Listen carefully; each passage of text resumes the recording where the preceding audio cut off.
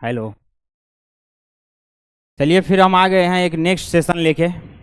आप लोगों का रियल नंबर चल रहा था। रियल नंबर में इससे पहले 2 क्लास हो चुका है। ये थर्ड लेक्चर है। अगर आप लोग अभी नया वीडियो को ज्वाइन किए हुए हैं तो जाइए वीडियो के प्लेलिस्ट सेक्शन में जाइए और वहाँ पे आपका रियल नंबर क्लास 10th का 2 वीडियो ऑलरेडी 2 क्लास हो चुका है, उनको पहले क्लियर कीजिए, फिर आइए, फिर और बेटर समझ में आएगा। पिछली क्लास में रियल नंबर में हम लोगों ने क्या पढ़ा था? पिछले क्लास में हम लोगों ने पढ़ा था relationship between HCF and LCM of two positive integer. मतलब क्या रिलेशन, सॉरी, एचसीएफ और एचसीएफ का रिलेशन देख रहे थे। उस कोई भी 2 पॉजिटिव नंबर्स का एचसीएफ और एलसीएम के बीच का रिलेशन को देख रहे थे। और वो रिलेशन क्या था? वो रिलेशन था एचसीएफ ऑफ वो 2 number cross multiplication LCM of वो 2 नंबर इक्वल टू हो जाता था मल्टीप्लीकेशन ऑफ वो 2 नंबर। मतलब क्या सर, 2 नंबर कर रहे हैं? मतलब मान लो 2 पॉजिटिव इंटीजर हमारा, ये हमारा कोई पॉजिटिव इंटीजर है। पॉजिटिव इंटीजर हमारा ये ए और बी है। अब इस ए बी का आप एलसीएम निकाले, एलसीएम ऑफ ए और बी निकाल लिए। यहाँ पे मान लीजिए एलसीएम निकाल लिए ए बी का, क्रॉस कर दीजिए HCF of A B, HCF कर दीजिए ए बी क्रॉस, और आप देखिएगा वो इस 2 नंबर के प्रोडक्ट के बराबर आ रहा है कि नहीं आ रहा है। एचसीएफ निकाल लीजिए उस 2 नंबर का और उसका प्रोडक्ट कर दीजिए एलसीएम निकाल के उस 2 नंबर के एलसीएम के साथ। यहाँ पे एलसीएम हो जाएगा, एचसीएफ ही ले लिया गया है, करेक्शन किया जाए, एलसीएम उस 2 नंबर का, एचसीएफ उस 2 नंबर का निकालिए, एलसीएम उस 2 नंबर का निकालिए, और आप देखिएगा कि उस 2 नंबर के प्रोडक्ट के इक्वल आ रहा है एलसीएम और एचसीएफ का प्रोडक्ट। किसी भी 2 नंबर के एलसीएम और एचसीएफ का प्रोडक्ट उस 2 नंबर के प्रोडक्ट के बराबर आ जाता है। यही हमारा रिलेशनशिप था एलसीएम और एचसीएफ के बीच में। आइए अब इस सेशन को आगे बढ़ाया जाए, और इसमें पहले अब हम कुछ क्वेश्चन ले लेते हैं।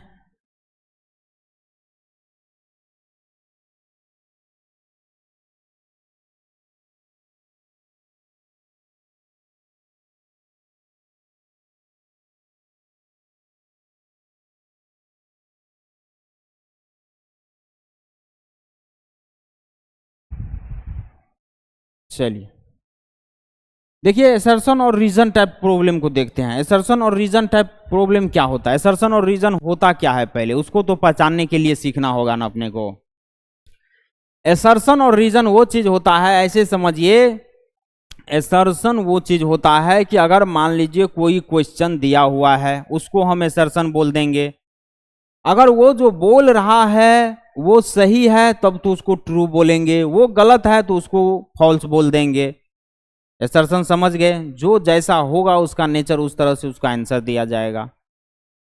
अब सर रीजन क्या होता है? उसके नीचे, एसर्शन के नीचे कहीं भी किसी भी बुक में या कहीं भी देखिएगा आप, क्वेश्चन में कहीं भी, एग्जाम के भी क्वेश्चन में देखिएगा, एसर्शन के जस्ट नीचे रीजन होता है। वो रीजन क्या करता है? वो जो क्वेश्चन दिया गया है उसी के रिगार्डिंग रीजन रहता है। रीजन भी अगर आपका ट्रू है तो ट्रू बोल दीजिए, रीजन फॉल्स है तो फॉल्स बोल दीजिए। ये कोई जरूरी नहीं है कि असर्शन अगर आपका ट्रू हो रहा है तो रीजन भी ट्रू होना चाहिए। असर्शन ट्रू है वो अपने आप का जिम्मेदारी है। असर्शन ट्रू है तो वो ट्रू है, रीजन अगर फॉल्स है तो उसको हम फॉल्स बोलेंगे। समझ रहे हैं बात को? अगर उसका रीजन, असर्शन तो मान लीजिए सही है लेकिन उसका एक्सप्लेनेशन अगर सही नहीं दिया है, उसका रीजन को ही तो उसके एक्सप्लेनेशन को कहते हैं। अगर असर्शन के रीजन जो दिया होता है वो असर्शन का एक्सप्लेनेशन होता है। आप मान लीजिए रीजन असर्शन दे दिए, क्वेश्चन दे दिए, क्वेश्चन आपने जो दिया वो सही है लेकिन उसका एक्सप्लेनेशन, उसका रीजन आप गलत दिए हैं, तो ये जरूरी है कि आपने जो असर्शन दिया वो सही है तो रीजन भी गलत है फिर भी वो सही होना चाहिए? नहीं, रीजन गलत है तो वो फॉल्स होगा। बस यहां वही चीज समझ रहे हैं। चलिए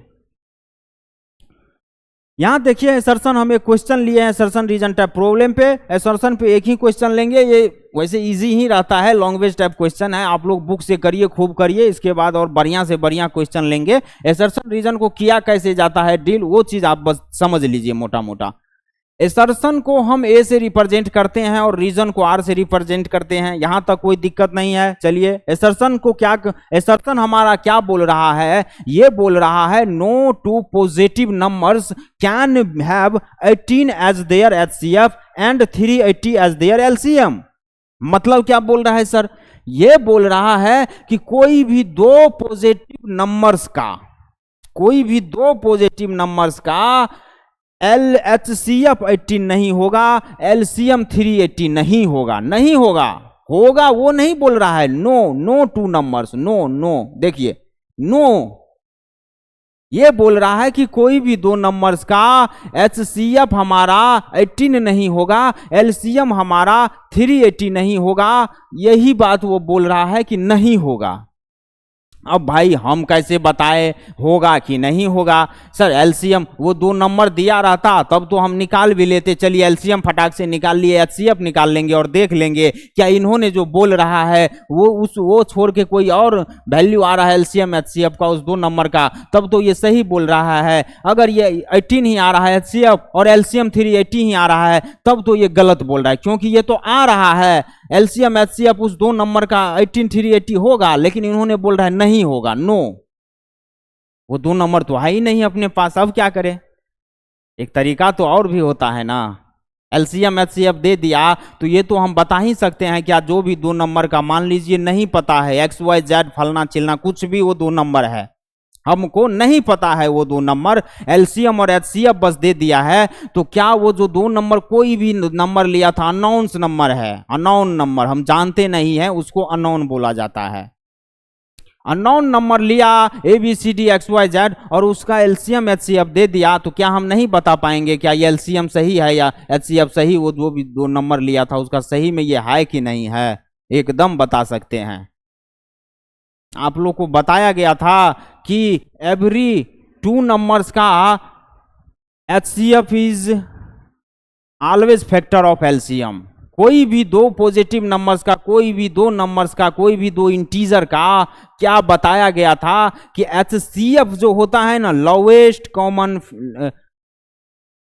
एलसीएम नहीं HCF हाईएस्ट कॉमन फैक्टर जो होता है ना HCF, कोई भी दो नंबर का HCF जो होता है ना वो फैक्टर होता है एलसीएम का, लोवेस्ट कॉमन मल्टीपल का। कोई भी दो पॉजिटिव इंटीजर का HCF होता है, वो HCF क्या होता है, फैक्टर हो जाता है उस दो नंबर के एलसीएम का। समझ रहे हैं यही चीज, HCF जो है किसी भी दो नंबर का HCF फैक्टर हो जाता है एलसीएम का। अगर वो फैक्टर हो रहा है एलसीएम का तो HCF अगर फैक्टर एलसीएम का हो रहा है तो HCF कंप्लीटली डिवाइड करना चाहिए कि नहीं, एलसीएम को करना चाहिए कि नहीं करना चाहिए। अभी तो हमको ये देखना होगा क्या 18 जो है, क्या ये HCF जो है क्या 380 का फैक्टर है कि नहीं है, ये देखना होगा। क्या इस एलसीएम का ये जो HCF है ये इस एलसीएम का फैक्टर है कि नहीं है, इस चीज को देखना होगा। लेकिन हम तो बोल रहे हैं ये भी नहीं देखो, फैक्टर के चक्कर में क्या पढ़ोगे, निकाल निकाल के देखोगे। फैक्टर होगा तो कंप्लीटली डिविजिबल तो होना चाहिए ना। अगर HCF फैक्टर होगा एलसीएम का तो HCF से कंप्लीटली एलसीएम डिविजिबल होना चाहिए कि नहीं होना चाहिए, एकदम होना चाहिए। अगर 18 380 का फैक्टर होगा तो 18 को आप डिविजिबल करके डिवाइड देके देख लीजिए 380 से, अगर वो कंप्लीटली डिविजिबल हो रहा है तब तो उस दो नंबर का HCF भी 18 होगा, एलसीएम भी 318 होगा। अगर कंप्लीटली डिविजिबल नहीं हो रहा है तो वो तो नहीं तो एलसीएम होगा दो नंबर का और नहीं HCF होगा। समझ रहे हैं, ये टेक्निक है बताने का। तो 18 क्या 380 से कंप्लीटली डिविजिबल हो रहा है क्या, डिविजिबल नहीं हो रहा है सर, एकदम आप लोग करके देखिए कंप्लीटली डिविजिबल नहीं होगा, रिमाइंडर कुछ ना कुछ बचेगा, 100% बचेगा। और अगर रिमाइंडर कुछ भी बच रहा है, 1 भी बच रहा है, अगर कंप्लीटली डिविजिबल नहीं हो रहा है, रिमाइंडर 0 नहीं बच रहा है, तो वो फैक्टर होगा क्या? वो फैक्टर नहीं होगा। यहां पे HCF फैक्टर नहीं है एलसीएम का। तो ये जो बोल रहा है कि HCF नहीं होगा, वो उस कोई भी 2 नंबर का 18 और उस 2 नंबर का 380 HCF नहीं होगा, ये भी तो वही बात बोल रहा है कि नहीं होगा। और हमने भी जो अभी देखा है वो क्या देखा है कि ये नहीं हो रहा है, डिविजिबल नहीं हो रहा है, HCF फैक्टर नहीं है एलसीएम का। तो नहीं तो वो 2 नंबर का HCF है और नहीं तो वो किसी भी 2 नंबर का एलसीएम है, नहीं है। हमने भी नहीं देखा और क्वेश्चन भी नहीं नो बोल रहा है। मतलब ये जो क्वेश्चन नो बोल रहा है ये सही बोल रहा है कि नहीं बोल रहा है? और ये अगर सही बोल रहा है तो ये स्टेटमेंट ट्रू हो जाएगा कि नहीं हो जाएगा? तो इसको हम यहां से ट्रू बोल देंगे कि नहीं बोल देंगे? ये हमारा ट्रू हो जाएगा। अब आ जाइए इसके रीजन पे। क्या ये जो 2 नंबर का जो HCF 18 था, LCM 380 था, ये जो हमारा HCF और LCM जो था ये नहीं है किसी भी 2 नंबर का HCF और LCM, क्या ये सही था? ये भी नो बोल रहा है, यस ये सही था। इसी का अब एक्सप्लेनेशन देखिए क्या दिया है, रीजन देखिए क्या दिया है। अगर ये रीजन उस स्टेटमेंट के अकॉर्डिंग सही होगा तो ये भी ट्रू होगा, और फॉल्स दिया होगा तो ये फॉल्स हो जाएगा। ये बोल रहा है कि LCM is always completely divisible by HCF। देखिए एलसीएम जो है कंप्लीटली डिविजिबल हो जाएगा HCF से। HCF से डिविजिबल होगा। देखिए यहां पे पॉइंट पे गौर करिए। अगर आपको अनराना होता तो ये भी बोल देता कि HCF is always completely divisible by LCM। LCM काहे इससे डिविजिबल होगा भाई? अगर LCM का फैक्टर होता है HCF, LCM का फैक्टर होता है HCF, तो HCF से डिविजिबल होना चाहिए ना, फैक्टर से ना। किसी भी नंबर का अगर फैक्टर मान लो कोई नंबर है तो उस फैक्टर से वो नंबर कंप्लीटली डिविजिबल है, तभी तो उस नंबर का वो नंबर फैक्टर है। समझ रहे हैं टेक्निक? यही चीज यहां पे बोला गया है, यही चीज यहां पे बोला गया है कि यहां पे जो ये इन्होंने बोल रहा है कि LCM is always completely divisible by HCF। LCM जो हमारा है, जो नंबर ये हमारा है, ये कंप्लीटली डिविजिबल है HCF से। मतलब वो नंबर जो है वो कंप्लीटली डिविजिबल होना चाहिए उस अपने फैक्टर से। LCM का फैक्टर होता है कि नहीं होता है HCF, तो LCM ही तो डिविजिबल होगा HCF से, वो नंबर ही तो डिविजिबल होगा अपने फैक्टर से। तो ये भी जो रीजन दिया गया है इस क्वेश्चन के अकॉर्डिंग ये ऑलवेज ट्रू है। ये सही बात बोल रहा है कि वो फैक्टर होना चाहिए, कंप्लीटली डिविजिबल होना चाहिए। अगर ये जो LCM है, ये LCM कंप्लीटली अगर इस HCF से डिविजिबल हो जाता, 380 अगर कंप्लीटली डिविजिबल हो जाता, तब तो ये HCF भी होता इसका किसी 2 नंबर का, और LCM भी 380 होता। लेकिन अभी नहीं है, ये भी बोल रहा है नहीं है। तो इसके अकॉर्डिंग जो ये रीजन दिया गया है ये ओवरऑल ट्रू है, इसको हम ट्रू बोलेंगे। चलिए साहब, ये क्वेश्चन आपका खत्म। यही होता है हमारा assertion and reason type problem. चलिए इसको नोट करिए आप लोग एक बार।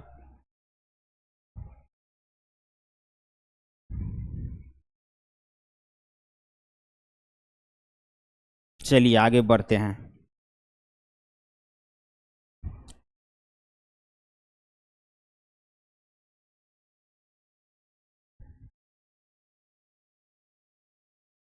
नेक्स्ट क्वेश्चन देख लीजिए, कितना मजेदार क्वेश्चन आ गया है।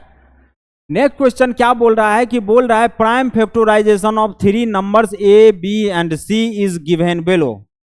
मतलब इन्होंने बोल रहा है कि A, B और C, capital A, capital B और कैपिटल C कोई 3 नंबर्स है, उसका प्राइम फैक्टर आपको दे दिया गया है। प्राइम फैक्टर तो इसी तरह से रहता था, प्राइम नंबर का जो है प्रोडक्ट को हम किसी भी कंपोजिट नंबर के इक्वल लिख सकते थे कि नहीं लिख सकते थे। पहला क्लास का बात याद करिए। अगर आप लोग कोई भी नया आए हुए हैं तो ज़्यादा नहीं है, सिर्फ 2 लेक्चर है इससे पहले रियल नंबर चैप्टर पे, उसको पढ़िए, फिर देखिए कितना मजा आ जाता है। ये हमारा प्राइम फैक्टराइजेशन दे दिया है। पावर में पी क्यू आर कुछ कुछ दिया, बोल रहा है such that p is less than q and q is less than r. मतलब कौन छोटा बड़ा है ये भी उन्होंने मेंशन कर दिया है। पी से बड़ा क्यू है, क्यू से बड़ा आर है। और क्या बोल रहा है, and p q and r natural number. इन्होंने ये भी बोल दिया कि पी क्यू आर क्या है, नेचुरल नंबर है।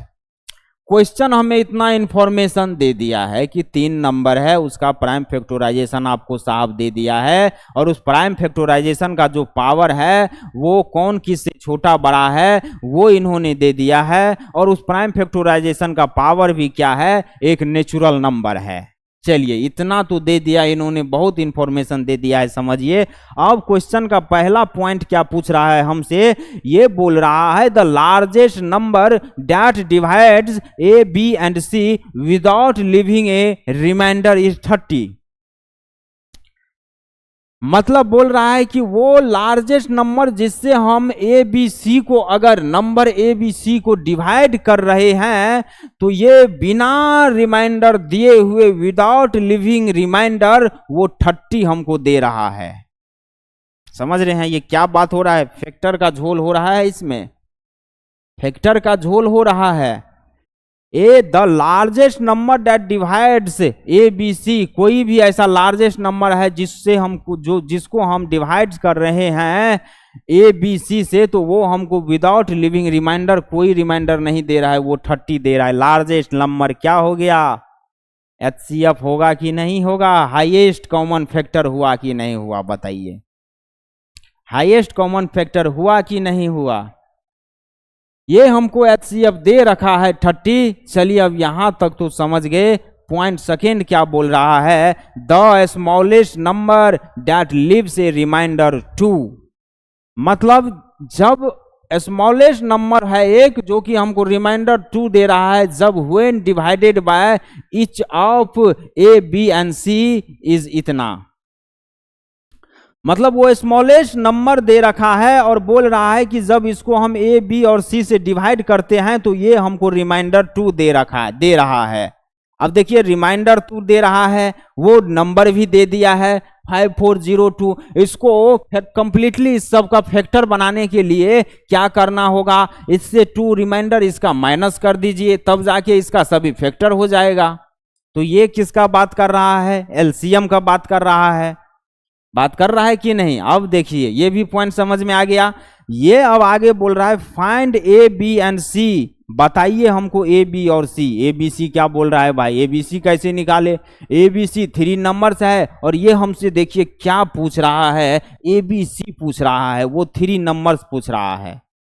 3 नंबर्स का प्राइम फैक्टराइजेशन दे दिया है, तो क्या हम इसका पावर निकाल लेंगे तो ये 3 नंबर्स बता देंगे कि नहीं बता देंगे। A B P Q R निकालना हमारा उद्देश्य होना चाहिए कि नहीं होना चाहिए। और बोल रहा है शो योर वर्क, मतलब आप शॉर्टकट कुछ भी करके निकाल दीजिएगा नहीं चलेगा, प्रोसेस बताइए, पूरा प्रोसेस वाइज करिए और निकालिए। ये 10 नंबर का क्वेश्चन है आपके बोर्ड के लिए, समझ रहे हैं।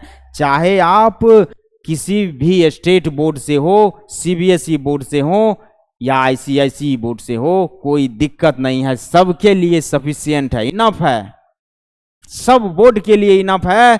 और सीबीएसई वालों के लिए तो वरदान ही है समझिए, और कोई भी स्टेट बोर्ड से तो बहुत हाई लेवल है ये। अगर आप लोग ये हमारा लेक्चर अटेंड करके जा रहे हैं, एग्जाम में एक भी क्वेश्चन नहीं छूट सकता है। आपको कौन सा बुक हार्ड लगता है, RS अग्रवाल, RD शर्मा? हमारा क्लास को अटेंड कीजिए और RS अग्रवाल को उठाइए, RD शर्मा को उठाइए, और 1-2 क्वेश्चन नहीं, एक तरफ से क्वेश्चन लगाना शुरू कीजिए। और कोई आसान सा चैप्टर नहीं, हर एक चैप्टर का जो मिसलेनियस टाइप एक्सरसाइज होता है वो एक्सरसाइज लगाइए, और एक एक एक्सरसाइज एक बार में लगाइए, देखिए तो कितना क्वेश्चन फंसता है। मुश्किल से एक भी क्वेश्चन नहीं फंसेगा, अगर कभी कभार फंसेगा तो 1 से 2 फंसेगा, ज्यादा क्वेश्चन नहीं फंस सकता है। और वो भी एक क्वेश्चन नहीं फंसेगा अगर आप बराबर प्रॉपर वे से पढ़िएगा और प्रॉपर वे में रिवीजन करके बैठते हैं बनाने के लिए, तो हमारा चैलेंज है एक भी क्वेश्चन नहीं फंसेगा आप लोगों का। जिस क्वेश्चन को आप बहुत टफ मानते हैं ना, आर डी शर्मा हो, आर एस अग्रवाल हो, एनसीईआरटी का तो बात ही छोड़ दीजिए, उसका तो लेवल ही नहीं है उतना, उसका तो लेवल ही नहीं है आर एस अग्रवाल के जैसे और आर डी शर्मा के जैसे। इन सभी बुकों का तो लेवल है, हम मानते हैं कि आर एस अग्रवाल और आर डी शर्मा का लेवल है, लेकिन उस लेवल से भी मेरा कई ज्यादा हाई लेवल है। आप उसका थ्योरी कॉन्सेप्ट उठा के देख लीजिए जो एक्सरसाइज से पहले दिया गया होता है, और हमारा आप देखिए हम किस तरीका से डिजाइन किए हुए हैं, उसका क्वेश्चन देखिए और हमारा क्वेश्चन देखिए, पता चल जाएगा। अगर हमारा क्लास का आप थ्योरी और क्वेश्चन अटेंड करके उसका एक्सरसाइज बनाने बैठिएगा तो एक भी क्वेश्चन आपको नया नहीं लगेगा, एक भी क्वेश्चन आपको नया नहीं लगेगा, समझिए बात को। चलिए,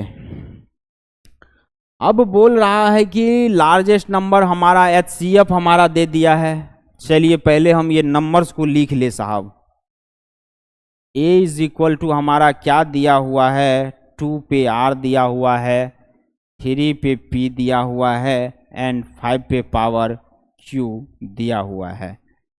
B इज इक्वल टू क्या दे रखा है इन्होंने, B इज इक्वल टू 2 पे पावर Q दिया हुआ है, 3 पे पावर R दिया हुआ है और 5 पे पावर P दे रखा है।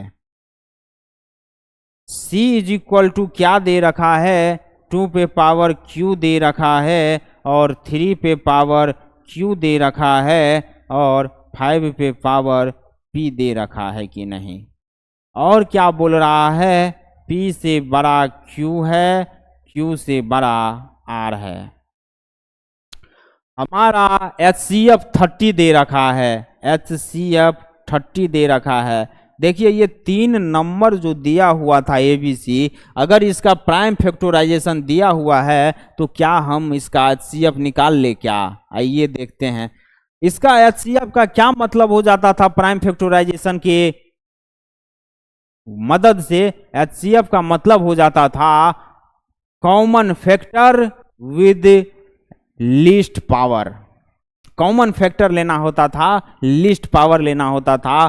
कॉमन फैक्टर 2 वाला पहले, फैक्टर तीनों में 2 है तो 2 वाला पहले हम HCF में रखेंगे, लेकिन पावर जिसका कम होगा उसमें से सभी में से किसी पावर कम वाला एक उठा के रखेंगे।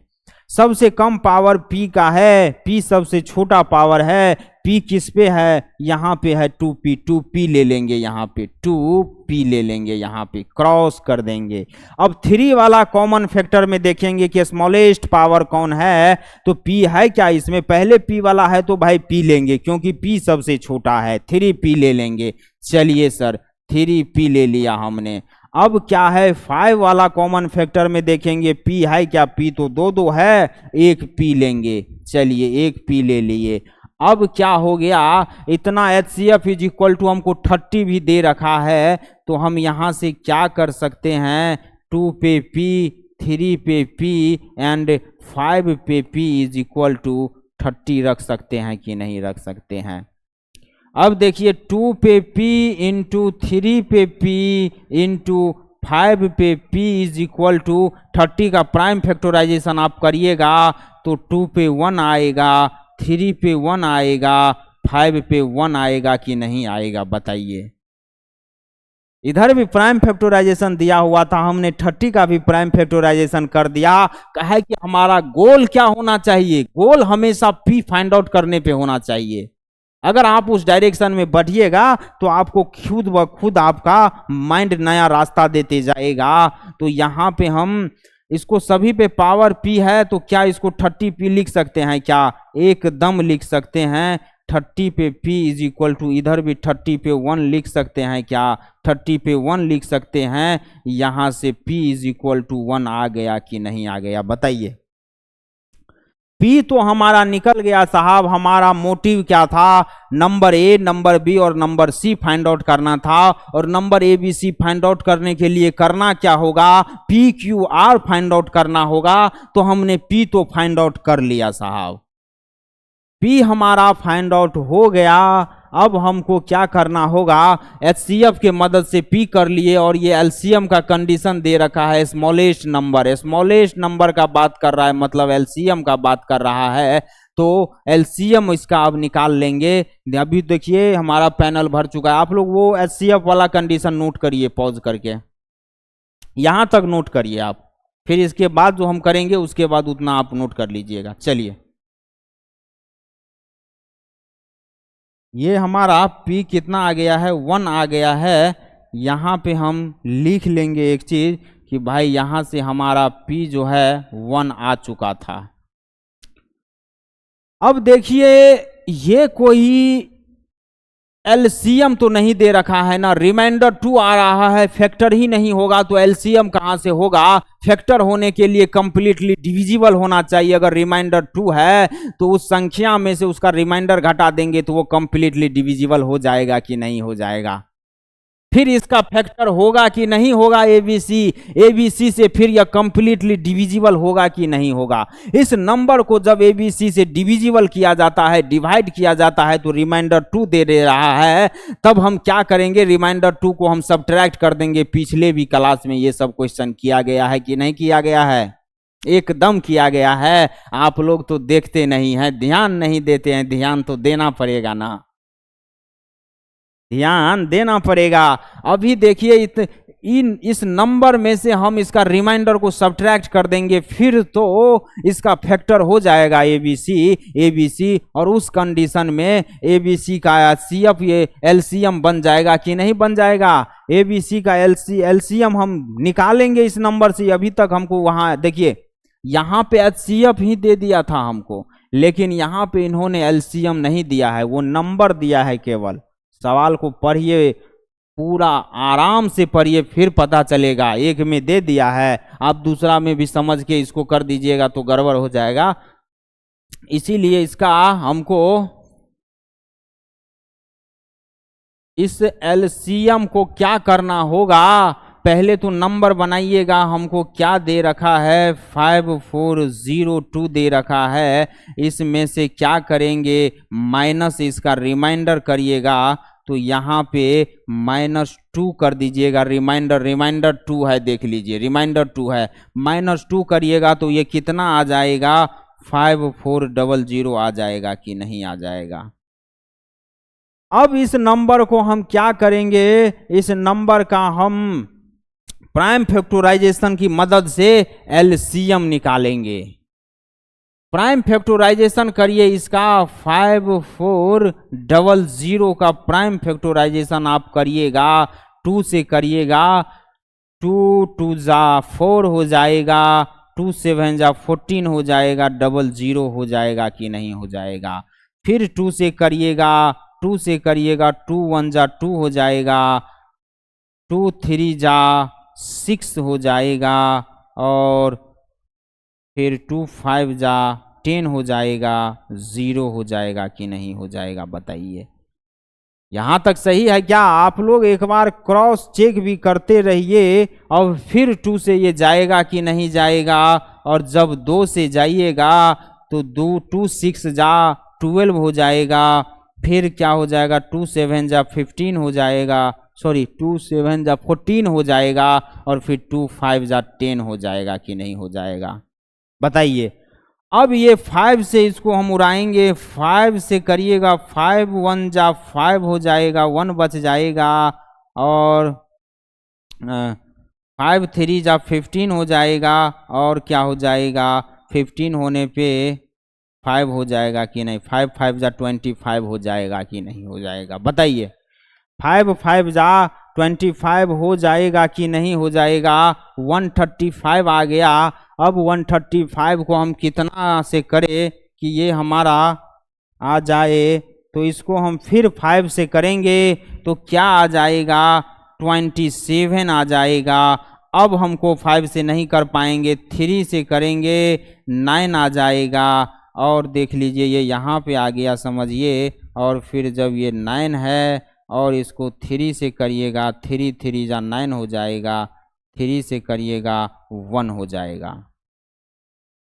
ये हम प्राइम फैक्टराइजेशन की मदद से इसका क्या करेंगे, ये हमारा क्या हो जाएगा, 5400 इज इक्वल टू क्या लिख सकते हैं, 2 पे पावर 3 हो जाएगा, क्योंकि 3 3 ठो 2 है, और उसके बाद 3 कितना है, 1 2 3 4, 3 पे पावर 4 हो जाएगा कि नहीं हो जाएगा।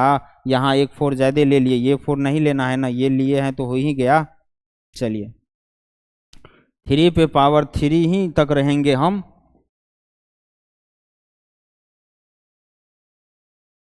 क्रॉस हो जाएगा, 3 पे पावर 3 हो जाएगा इनटू, इसके बाद क्या हो जाएगा, 5 पे पावर 2 हो जाएगा, 5 पे पावर 2 हो जाएगा। होगा कि नहीं होगा बताइए, होगा कि नहीं होगा बताइए साहब। इस एलसीएम को हम क्या किए, प्राइम फैक्टराइजेशन के फॉर्म में लिख दिए इस एलसीएम को। तो अब क्या करें, इसका एलसीएम आप निकालिएगा कि नहीं निकालिएगा, और एलसीएम जब निकालिएगा common factor with least product हो जाएगा कि नहीं, लिस्ट पावर होगा कि नहीं होगा, नहीं एलसीएम के केस में हाईएस्ट पावर होगा कि नहीं होगा।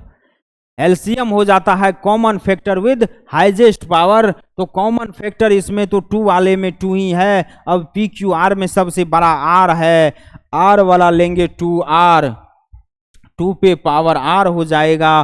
फिर 3 वाला में r वाला लेंगे, 3 पे पावर r हो जाएगा।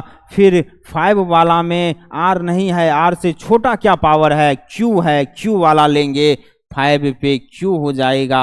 अब इस दोनों को आप इक्वल रख दीजिए, इस दोनों को जब आप इक्वल रखिएगा, 2 पे पावर 3 इंटू 3 पे पावर 3 इंटू 5 पे पावर 2, 2 पे पावर r, 3 पे पावर r, 5 पे पावर p।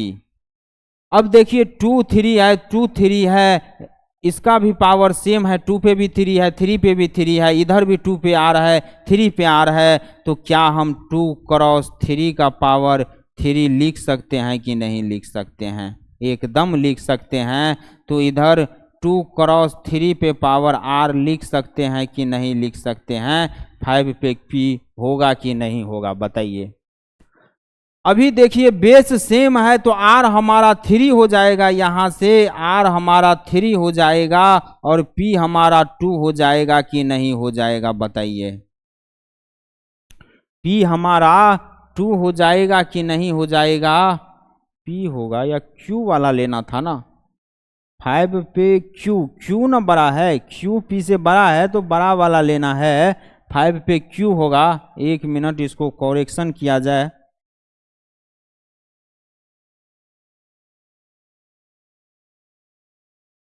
इसको करेक्शन किया जाए, ये सभी पे Q हो जाएगा, यहाँ भी Q का वैल्यू आएगा।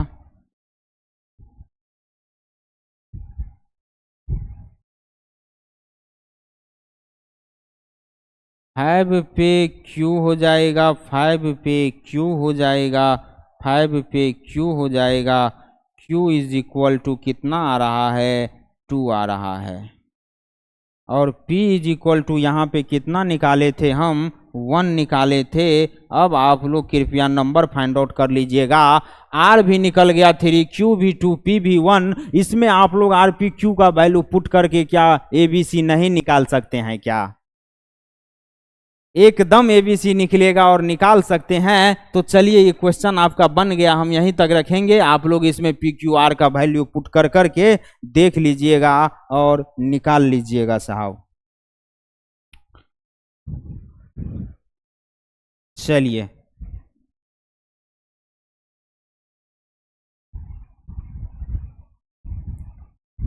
अरे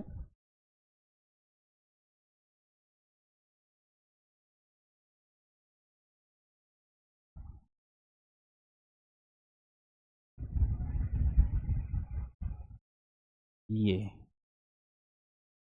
प्राइम एंड को प्राइम नंबर्स, प्राइम एंड को प्राइम नंबर्स क्या हो जाता है, प्राइम नंबर्स तो हमने इस सेशन के रियल नंबर चैप्टर के फर्स्ट में ही देख लिए थे। प्राइम नंबर क्या हो जाता है, को प्राइम नंबर्स हमारा क्या हो जाता है, को प्राइम नंबर्स हो जाता है 2 प्राइम नंबर्स को ही को प्राइम नंबर बोलते हैं। टू प्राइम नंबर्स को प्राइम नंबर हो जाता है। ये बहुत आदमी को लगता है, ये जिसको लगता है वो गलत है, ये गलत है। टू प्राइम नंबर्स को प्राइम नहीं होता है, को प्राइम नंबर्स हो जाता है हमारा two numbers having as a one common factor. दो नंबर्स जिसका एक ही only one as a common factor हो जाएगा वो को प्राइम नंबर्स हो जाएगा। टू नंबर्स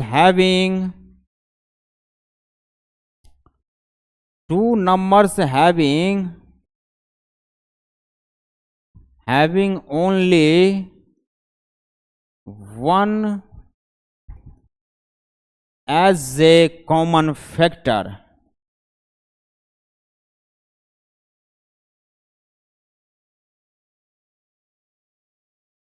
ये हमारा वेरी वेरी इंपॉर्टेंट पॉइंट हो गया। हम जब भी स्टार इतना आसानी से नहीं लगाते हैं, लेकिन लगाते हैं तो उसका कुछ विशेष महत्व होता है। इसका क्या कहना है, देखिए ये बोल रहा है कि two prime numbers having only one as a common factor. दो नंबर्स ले लीजिए, आप दो नंबर्स ले लीजिए, दुनिया का कोई भी नंबर्स होगा वो रियल नंबर होना चाहिए, वो पॉजिटिव इंटीजर होना चाहिए। आर प्लस वाला बात कर रहे हैं।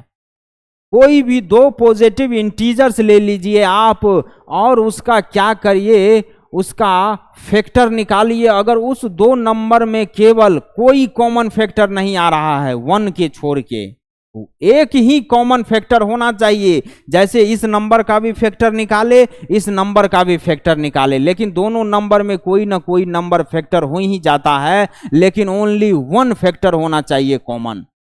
और आपको पता है जैसे कि अगर एक कॉमन फैक्टर होगा तो वो और क्या होगा, एक ही कॉमन फैक्टर होगा तो आपको पता है one is a factor of every number, one is the factor of every number. One जो है फैक्टर होता है प्रत्येक नंबर का, तो वन अगर फैक्टर प्रत्येक नंबर का है तो वन ही तो कॉमन फैक्टर होना चाहिए कि नहीं होना चाहिए।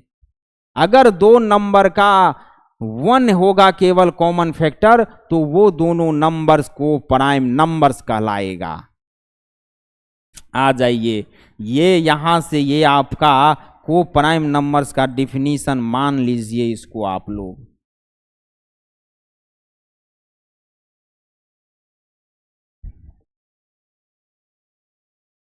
ये हमारा को प्राइम नंबर्स हो गया कि नहीं हो गया।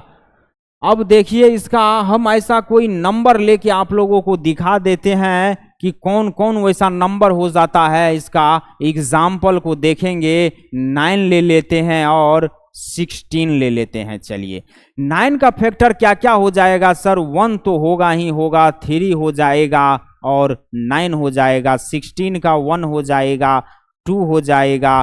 3 होगा क्या? 3 नहीं होगा सर। 4 होगा क्या? 4 हो जाएगा। 5 भी नहीं होगा, 6 भी नहीं होगा और 8 हो जाएगा और एक 16 हो जाएगा। ये दो नंबर हमने लिया 3, इसका फैक्टर हमने 1 3 9 निकाला और 16 लिया एक नंबर, इसका फैक्टर हमको 1 मिला, 2 मिला, 4 मिला, 8 मिला, 16 मिला। इस दो नंबर का आपके सामने फैक्टर है। अब आप हमें बता दीजिए कि क्या 9 और 16 जो दो नंबर लिया है हमने, क्या वो दो नंबर को प्राइम नंबर है क्या? कैसे बताइएगा? कंडीशन को प्राइम नंबर्स का क्या बोल रहा है कि दो नंबर्स जिसका केवल एक ही कॉमन फैक्टर हो, only one as a common factor. Common factor एक ही होना चाहिए और वो कॉमन फैक्टर भी 1 होना चाहिए। और आप लोग समझिए ना, ये नहीं भी बोलता ना कि एज ए 1 कॉमन फैक्टर होना चाहिए तो भी 1 ही होता। अगर एक ही कॉमन फैक्टर का कंडीशन दे रखा है तो 1 तो प्रत्येक नंबर का फैक्टर होता है। तो जब भी किसी भी दो नंबर का फैक्टर निकालते तो कॉमन फैक्टर अगर 1 आना रहता, एक नंबर 1 नंबर, तो 1 ही होता वो। यही चीज हम बोल रहे हैं। कॉमन फैक्टर देखिए तो इसका भी 1 है, इसका भी 1 है, कॉमन फैक्टर इसका भी 1 है और इसका भी 1 है।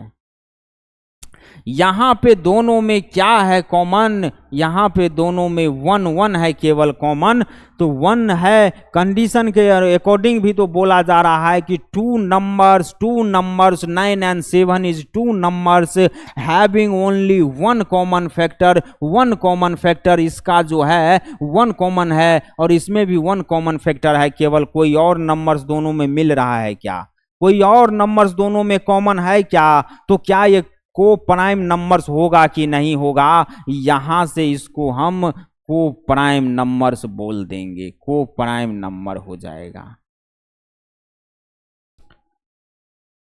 अब एग्जाम्पल कुछ को प्राइम नंबर्स का दे देते हैं। कुछ को प्राइम नंबर्स क्या क्या हो जाता है, कुछ को प्राइम नंबर्स हो जाता है हमारा 6 11 अपने आप में को प्राइम नंबर्स होगा। 5 12 हो जाएगा को प्राइम नंबर्स। 8 15 हो जाएगा को प्राइम नंबर्स। आप जब 2 नंबर लीजिएगा और एक 6 लीजिएगा और एक 11 लीजिएगा ना, तो देखिएगा कि दोनों में केवल 1 ही ऐसा कॉमन फैक्टर आता है, और वो 1 कॉमन फैक्टर आता है। 5 12 में भी 1 कॉमन फैक्टर आता है। 8 15 में भी केवल 1 कॉमन फैक्टर होता है, और एज ए 1 होता है। वो एक कॉमन फैक्टर होगा और वो 1 ही होगा केवल कॉमन फैक्टर। इसीलिए हम ये बोलते हैं कि ये सभी हमारा को प्राइम नंबर है। क्या हमारा 6 और 9 को प्राइम नंबर है क्या, क्या 6 और 9 को प्राइम नंबर है क्या? नहीं है।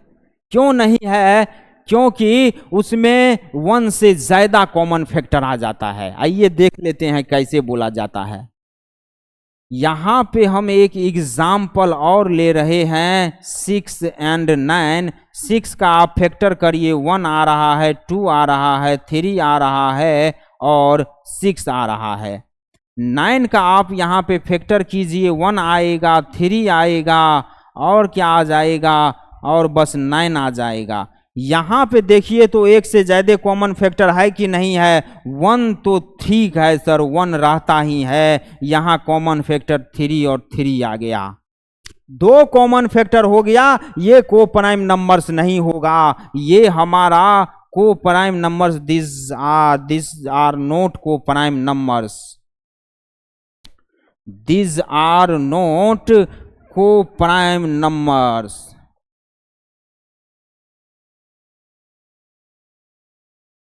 ये सभी 2 नंबर्स को प्राइम नंबर नहीं है, आप लोग जैसे कि देख रहे हैं।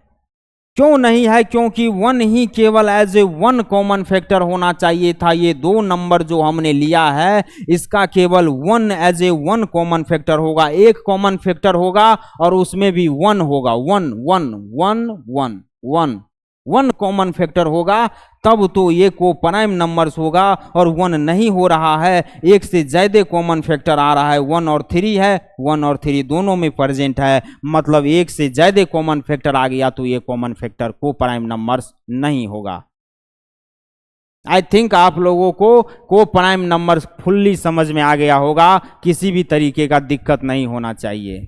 क्या है को प्राइम नंबर्स? किसे कहते हैं को प्राइम नंबर्स? क्या होता है को प्राइम नंबर्स? सर को प्राइम नंबर्स उसे बोला जाता है जब भी हम किसी 2 नंबर का फैक्टर निकाल लेंगे और देख लेंगे कि केवल 1 1 दोनों में जो क्या है कि 1 तो सभी नंबर का फैक्टर होता है। अगर उस दोनों नंबर में 1 ही एक ऐसा कॉमन फैक्टर होगा तब तो वो को प्राइम नंबर हो जाएगा। और 1 के बाद अगर कोई और नंबर भी कॉमन फैक्टर में हो रहा है, उस दोनों नंबर में कॉमन हो रहा है, उस दोनों नंबर के फैक्टर कॉमन हो रहा है, 1 के अलावा कोई और कॉमन फैक्टर है, तब सर वो को प्राइम नंबर नहीं होगा। चलिए बहुत बढ़िया, इसको आप लोग नोट कर लीजिएगा प्लीज। अब बढ़ते हैं आगे।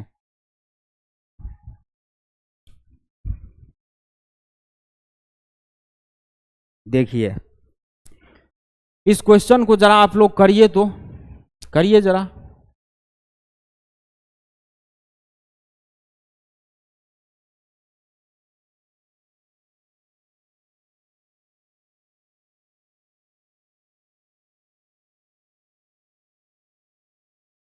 क्या बोल रहा है क्वेश्चन? ये क्वेश्चन बोल रहा है if n is an even number then 2 × 7 पे पावर n प्लस 8 पे पावर n इंड्स विद, मतलब बोल रहा है जो ये पावर n है ये अगर आपका इवेन नंबर है, इवेन नंबर है, n is an even number, then 2 × 7 पे पावर n प्लस 8 पे पावर n इंड्स हो रहा है। किस चीज से इंड हो रहा है? ये क्वेश्चन शायद हमको कुछ गड़बड़ लग रहा है, ये क्वेश्चन थोड़ा सा मिस्टेक हो रहा है लग रहा है। If n is an even prime number यहां पे कर दीजिए साहब, मिस प्रिंटिंग के कारण कुछ गड़बड़ लग रहा था। ये प्राइम नंबर हो जाएगा हमारा।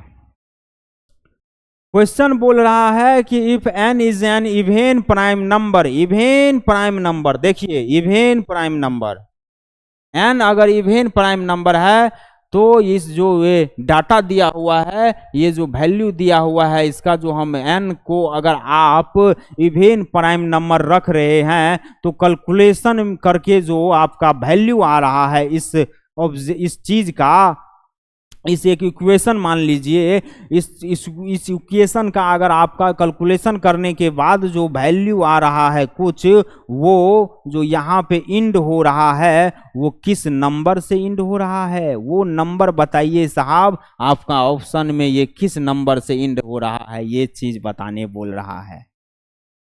समझ रहे हैं? तो सबसे पहले आपको क्या बताना होगा? सबसे पहले सर आपको तो इवेन प्राइम नंबर क्या होता है वो पता कर लीजिए, क्वेश्चन बन गया। चलिए आइए लिखते हैं कुछ नंबर जो हमारा प्राइम नंबर होता है। प्राइम नंबर क्या हो जाता है? प्राइम नंबर हो जाता है वो नंबर जिसका केवल 2 फैक्टर हो, ओनली 2 फैक्टर्स होना चाहिए, केवल 2 फैक्टर्स हो रहा है वो नंबर प्राइम नंबर होगा। आ जाइए हम कुछ नंबर लिखते हैं जिसका 2 फैक्टर हो सकता है, 2 का होगा, 3 का होगा, 5 का होगा, 7 का होगा, 11 का होगा, डॉट डॉट, और बहुत सारा नंबर होगा जिसका केवल 2 फैक्टर होगा। ये सभी तो प्राइम नंबर है, जरूर ये सभी तो प्राइम नंबर है। लेकिन अब बोल रहा है इवेन प्राइम नंबर होना चाहिए, तो 2 एक ऐसा है प्राइम नंबर जो इवेन भी है और क्या है, देखिए अभी तो इवेन का ही बात कर रहा है। अगर यहाँ पे ये बोल देता ना कि स्मॉलेस्ट प्राइम नंबर, सबसे छोटा प्राइम नंबर लीजिए, तो वो 2 ही होता, वो प्राइम नंबर 2 ही होता। इवेन बोल रहा है तो भी 2 ही होगा, कहे कि इससे पहले कोई और प्राइम नंबर है क्या? सबसे पहले वाला ऐसा नंबर 2 है जिसका केवल 2 फैक्टर आता है और वो 2 है। इसीलिए even prime number n is equal to हमारा यहां से क्या आ रहा है? n is equal to, 1 minute बढ़िया से, n इज इक्वल टू 2 आ रहा है, तो 2 × 7 पे n है प्लस 8 पे n है। इसको हम क्या लिख सकते हैं? 2 × 7 पे 2 × 8 पे 2 लिख देंगे, 8 पे 2 लिख देंगे। अब क्या आ जाएगा?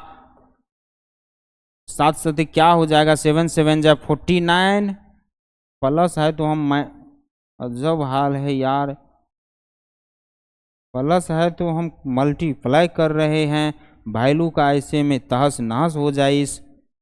अब देख लीजिए 68 8 जा 64 हो जाएगा। यहाँ पे आ जाइए आप लोग, 2 × 49 और 64 को आप लोग ऐड करिएगा तो क्या होगा? 113 होगा कि नहीं होगा बताइए, करके देख लीजिए, यही आएगा। 2 × 113 करिएगा, 226 होगा कि नहीं होगा?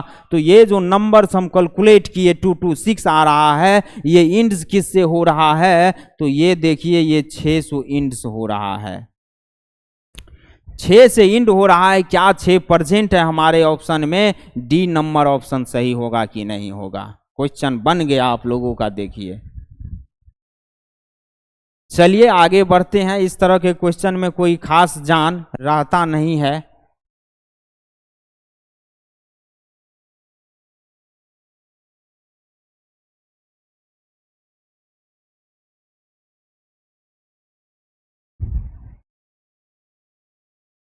चलिए अब एक सवाल है, पिछले ही सवाल की तरह है, कुछ ज़्यादा जान नहीं है इस सब क्वेश्चन में, बस ये एन वैन कुछ से कुछ देख के आप लोगों का डर बढ़ जाता है, इसलिए लिया गया है कि देखा हुआ लगना चाहिए।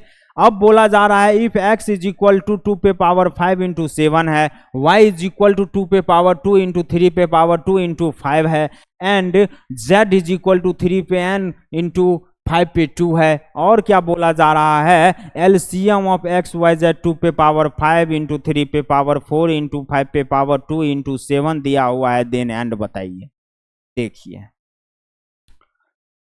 आपको ये नहीं लग रहा है कि x का प्राइम फैक्टराइजेशन, y का प्राइम फैक्टराइजेशन, z का प्राइम फैक्टराइजेशन हमको दे दिया है। इन्होंने तो एलसीएम को x y z जो नंबर 3 है, 3 नंबर जो है x y z, इसके एलसीएम को प्राइम फैक्टराइजेशन में लिख दिया है और बोल रहा है n बताइए, और सभी नंबर का x y z का प्राइम फैक्टराइजेशन भी दे रखा है। तो n बताने में क्या समस्या हो रहा है यार, n तो एकदम इजी है। x इज इक्वल टू हम क्या लिख देंगे, 2 पे 5 ले लेंगे इंटू 7 पे 1 ले लेंगे। y इज इक्वल टू क्या कर देंगे, 2 पे 2 ले लेंगे, इसके बाद 3 पे 2 ले लेंगे, 5 पे 1 ले लेंगे। z इज इक्वल टू क्या ले लेंगे, 3 पे n ले लेंगे, 5 पे 2 ले लेंगे। अब जरा आप लोग देख लीजिए एलसीएम क्या दिया हुआ है, एलसीएम हमारा एक्स वाई जेड का क्या दिया हुआ है, 2 पे 5 दिया हुआ है, 3 पे पावर 4 दिया हुआ है, और 5 पे पावर 2 दिया हुआ है, इंटू 7 पे पावर 1 दिया हुआ है कि नहीं दिया हुआ है। अगर आपका एलसीएम इतना दिया हुआ है तो इसके अकॉर्डिंग इसको एडजस्ट करिए। देखिए इसमें 2 और 7 ही है, केवल 3 5 तो है ही नहीं। 3 पे अगर क्रॉस में आप 0 रख रहे हैं तो कोई वैल्यू पे फर्क पड़ेगा क्या, कोई वैल्यू पे फर्क पड़ेगा क्या, कोई वैल्यू पे फर्क पड़ेगा क्या, नहीं पड़ेगा। यहाँ पे 2 3 5 है, 2 3 5 है, 7 है, 7 नहीं है, यहाँ पे क्रॉस में 7 पे 0 पावर देके आप कर दीजिए साहब। इसके बाद यहाँ पे 3n है, 5 2 है, 2 पे 2 नहीं है, और क्या नहीं है, 7 नहीं है, 2 पे तो 0 होना चाहिए, 2 पे 0 होना चाहिए, 2 पे 0 हो जाएगा, इंटू 2 पे 0 हो जाएगा। ये क्या नहीं है, 7 नहीं है, 7 पे 0 हो जाएगा। होगा कि नहीं होगा बताइए। अब n आप लोगों को यहां से निकलेगा कि नहीं निकलेगा, 3 पे n है। अब देखिए इस सब का एलसीएम निकाल लीजिए, इसका आप प्राइम फैक्टराइजेशन कर लिए हैं, इस सब से आप एलसीएम निकालिए और फिर इस एलसीएम के इक्वल रख के n निकाल लीजिए। एलसीएम क्या हो जाएगा, common factor with higher power, common factor with higher power. 3 का कॉमन फैक्टर देखें, सॉरी 2 का देखेंगे, 2 वाला कॉमन फैक्टर 2 पे 0 है, 2 पे 2 है, 2 पे 5 है, 2 पे 5 वाला ले लेंगे, इंटू 3 वाला देखेंगे, 3 पे इसमें 0 है, 3 पे 2 है, 3 पे n है, n निकालना ही है, 3 पे n ले लेंगे। 5 वाला कॉमन फैक्टर देखेंगे, 5 पे 0 है, 5 पे 1 है, 5 पे 2 है, सबसे बड़ा वाला ले लेंगे, 5 पे 2 ले लेंगे। इसके बाद 7 वाला देखेंगे, 7 पे 0 है, 7 पे 0 है, 7 पे 1, सबसे ज़्यादा पावर यहीं पे है, 7 पे 1 हो जाएगा। अब इस एलसीएम को आप इक्वल कर दीजिए इस एलसीएम के और एंड फाइंड आउट कर लीजिए। तो यहाँ पे इस एलसीएम को लिख रहे हैं 2 पे 5 इंटू 3 पे n इंटू 3 पे n इंटू 3 पे n इंटू 5 पे 2 इंटू 7 पे 1 है, वो किसके बराबर है, इस एलसीएम के बराबर कर दीजिए। 3 पे 4 हो जाएगा, 5 पे 2 हो जाएगा, 7 पे 1 हो जाएगा। देख लीजिए सभी पावर बराबर है कि नहीं है। इतना इज इक्वल टू इतना कब होगा, अगर एलसीएम आपका इसी नंबर का इतना दे रखा है एक्स वाई जेड का, और एक्स वाई जेड का प्राइम फैक्टराइजेशन दे रखा है, तो हमने भी तो वही किया। एलसीएम निकाल लिया और जो एलसीएम दिया हुआ था उस दोनों एलसीएम को हम बराबर रख सकते हैं कि नहीं रख सकते हैं? एकदम बराबर रख सकते हैं। जब इस दोनों एलसीएम को हम बराबर रखें तो आप देखिए तभी तो ये बराबर होगा जब बेस और पावर दोनों के दोनों इक्वल होना चाहिए। हर एक बेस का इस साइड के बेस इस साइड के बेस से इक्वल होना चाहिए और इस साइड के बेस का पावर इस तरफ के बेस के पावर के इक्वल होना चाहिए, तभी तो इक्वल रहेगा कि नहीं रहेगा। यहाँ 2 पे पावर 5 है, 2 पे पावर 5 है, 3 वाले को रहने दीजिए, अभी 5 पे 2 है, 5 पे 2 है, 7 पे 1 है, 7 पे 1 है। आपका जो ये एलसीएम दिया हुआ था और हमने जो एलसीएम निकाला इस सभी XYZ से प्राइम फैक्टराइजेशन के मदद से, क्या वो इक्वल आ रहा है कि नहीं आ रहा है? तो 3 पे अगर n है और 3 पे 4 है तो यहां से तभी LHS RHS के इक्वल होगा जब n इज इक्वल टू 4 होगा कि नहीं होगा। n इज इक्वल टू 4 आ गया, हमें n निकालने के लिए ही बोला था तो n ही तो हमारा आंसर हो गया। ऑप्शन अगर है तो आप n is equal to 4 C number मारिएगा कि नहीं मारिएगा। ये आपका क्वेश्चन बन के रेडी हो चुका है, इसको आप लोग नोट कर लीजिए प्लीज।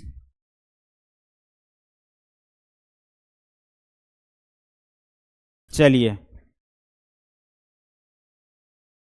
अब देखिए हम अब लेने वाले हैं long visual question. Word problem लेंगे, बड़ा से बड़ा वर्ड लिखा होगा और फिर आप लोगों का घबराहट बढ़ जाएगा, दिल का धड़कन बढ़ा देंगे। वो भी नहीं बढ़ेगा अगर आप लोग ध्यान दीजिएगा। वर्ड प्रॉब्लम लेने से पहले हम कुछ देखेंगे कि क्या करना होगा उन सब सवालों में।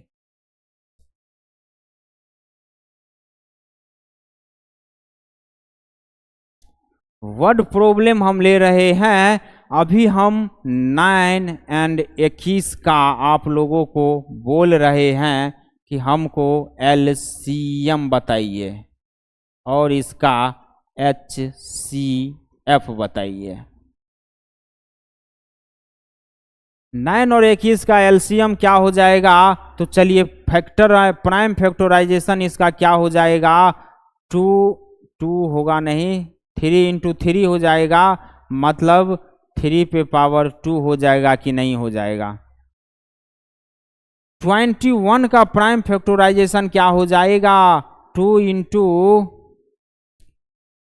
9, 2 इंटू 3, 7 इंटू 3 हो जाएगा। चलिए 3 पे 1, 7 पे 1 होगा कि नहीं होगा?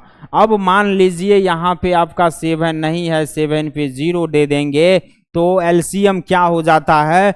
Common factor with highest power. Common factor with highest power क्या है इसमें? Common factor with highest power है आपका 3 पे 2 है और 7 पे 1 है। LCM हमारा 3 पे 2 इंटू 7 पे 1 होगा कि नहीं होगा? 9 इंटू 7 होगा कि नहीं होगा? 63 LCM होगा कि नहीं होगा? बताइए। LCM निकालने के लिए क्या करें? प्राइम फैक्टराइजेशन के मदद से 9 और 21 का HCF निकालने के लिए, HCF का क्या मतलब होता है?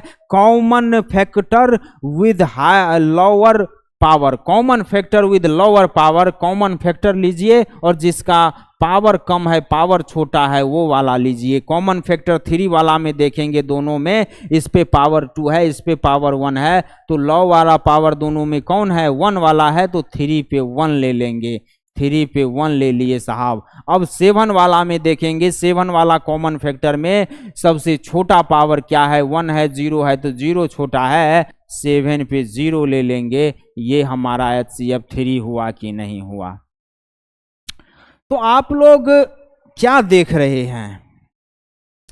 इस वर्ड प्रॉब्लम को करने के लिए आप लोगों को इन सब चीजों को समझना ही होगा। 9 और 21 का जब हम LCM निकाले तो बड़ा वैल्यू आ रहा है, 63 आ रहा है, और जब HCF निकाल रहे हैं तो 3 आ रहा है, मतलब छोटा वैल्यू आ रहा है। किसी भी दो नंबर को हमने लिया, उसका LCM निकाला, बड़ा वैल्यू आ रहा है। HCF निकाल रहे हैं, वैल्यू छोटा आ रहा है। अब चलिए एक चीज और आप लोग समझिए, 9 का हम आपको बोल रहे हैं, 9 का हमको चलिए फैक्टर बताइए, 9 का फैक्टर बताइए और 9 का मल्टीपल बताइए साहब। 9 का फैक्टर बताइए, 9 का मल्टीपल बताइए। ये जो एलसीएम होता है लोवेस्ट कॉमन मल्टीपल और एचसीएफ होता है हाईएस्ट कॉमन फैक्टर, इनका ये चक्कर क्या है?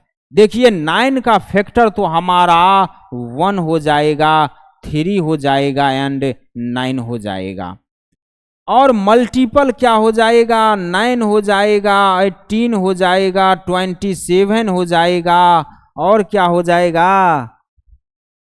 36 हो जाएगा, 45 हो जाएगा, बहुत सारा मल्टीपल होगा, चलते जाएगा। मतलब आप क्या देख रहे हैं?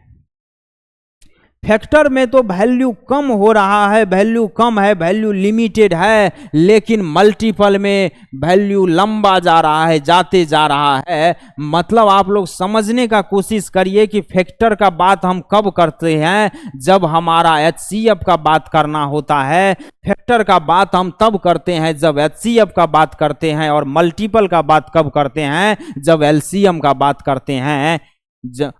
हाईएस्ट कॉमन मल्टीपल हो जाता है और lowest common LCM lowest common multiple हो जाता है और एचसीएफ हाईएस्ट कॉमन फैक्टर हो जाता है। तो यही बात हम बोल रहे हैं। देखिए एचसीएफ भी 2 नंबर का कम आया वैल्यू और एलसीएम वैल्यू ज्यादा आया। मतलब मल्टीपल का मतलब क्या बोलेगा? मल्टीपल का मतलब एलसीएम बोला जाएगा, और फैक्टर का मतलब क्या बोला जाएगा? फैक्टर का मतलब एचसीएफ बोला जाएगा।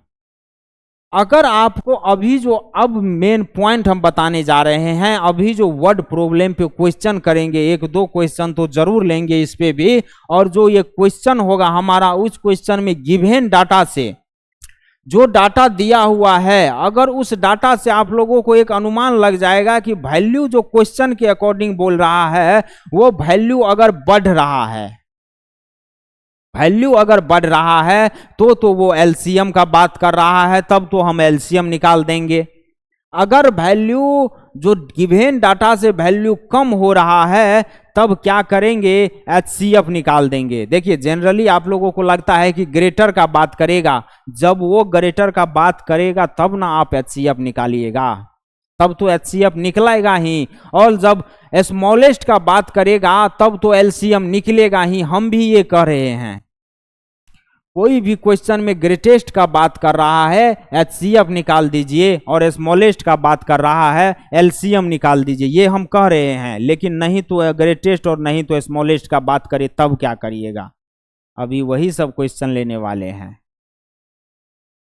नहीं आपसे वो ग्रेटेस्ट का बात करेगा, नहीं आपसे वो स्मॉलेस्ट का बात करेगा। उस कंडीशन में हमको ये अनुमान लगाना होगा कि जब क्वेश्चन हमको गिवन डाटा जो दिया हुआ है वो गिवन डाटा से अगर उसका वैल्यू बढ़ने वाला है तब तो हम एलसीएम का बात करेंगे, लोवेस्ट कॉमन मल्टीपल का बात करेंगे, क्योंकि एलसीएम का वैल्यू ज्यादा होता है। अगर डाटा बढ़ रहा है, दिया हुआ डाटा से जो क्वेश्चन का टर्निंग हो रहा है वो बढ़ा हुआ वैल्यू की तरफ होगा, तब एलसीएम कर देंगे, हम एलसीएम का यूज करेंगे। और दिया हुआ डाटा से अगर दिया हुआ वैल्यू से अगर वैल्यू कम होने के तरफ जा रहा है तब एचसीएफ का बात कर देंगे। दिया हुआ डाटा से अगर वैल्यू कम के तरफ जाएगा तो एचसीएफ का बात करेंगे। मतलब एलसीएम का बात कब करेंगे? जब बड़ा का बात करेगा, जब बड़ा का बात करेगा एलसीएम का बात करेंगे, और छोटा का बात करेगा तब एचसीएफ का बात करेंगे। यहाँ पे हम इसको 2 स्टार तो भाई देना चाहेंगे, ये छोटा बड़ा दोनों को हम 2-2 स्टार देते हैं ताकि दोनों खुश रहे और आप लोग दुखी रहे। इसको याद रखना ना होगा तरीका से, तभी ना खुशी मिलेगा सभी को, आपको भी और हमको भी।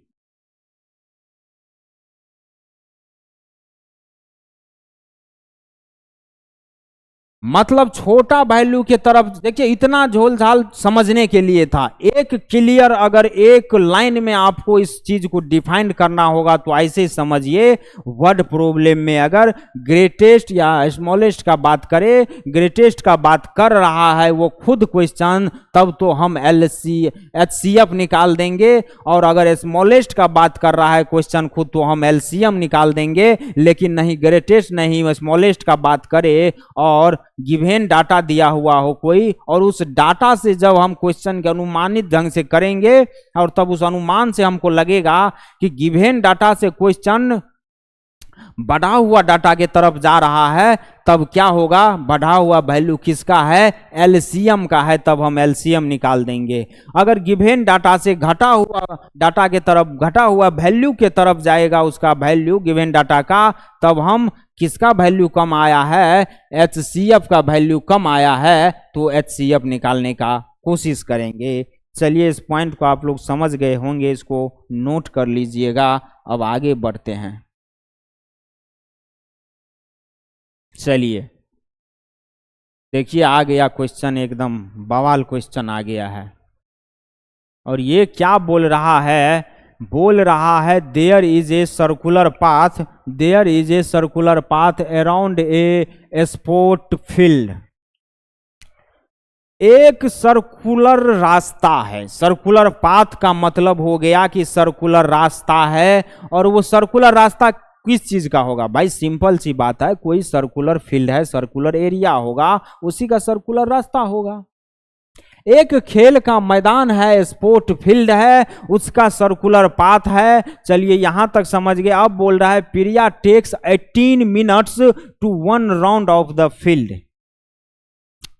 इतना तो पता चल रहा है कि जो प्रिया है वो 18 मिनट ले रही है उस सर्कुलर फील्ड का, सर्कुलर पाथ का, उस खेल के मैदान का चक्कर काटने में वो 18 मिनट का समय ले रही है। देखिए अब बोल रहा है while Ravish take 12 minutes for the same round.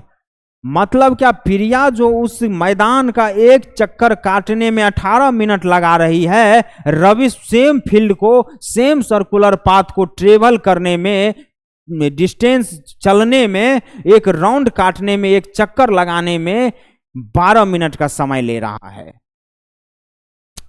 अब बोला जा रहा है suppose they both start at the same point and at the same time. मान लीजिए आप लोग कि वो दोनों, प्रिया और रविश जो है, सेम पॉइंट पे सेम समय से वो दोनों राउंड लगाना शुरू कर दिया, चलना शुरू कर दिया, स्टार्ट कर दिया दोनों चलना।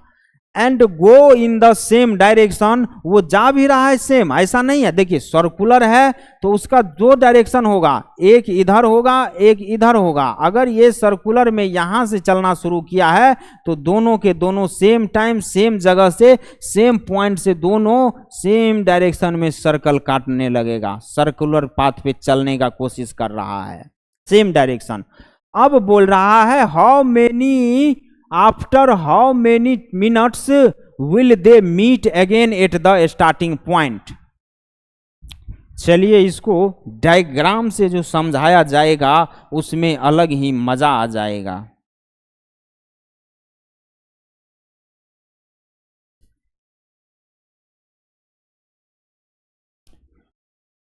देखिए यहां पे बोला जा रहा है भाई, एक सर्कुलर पाथ है, खेल का मैदान है ये कोई, ठीक है।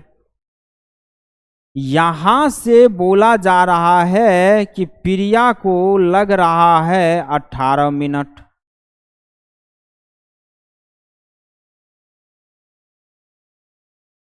रविश आर जो है, आर फॉर रविश, उसको 12 मिनट लग रहा है।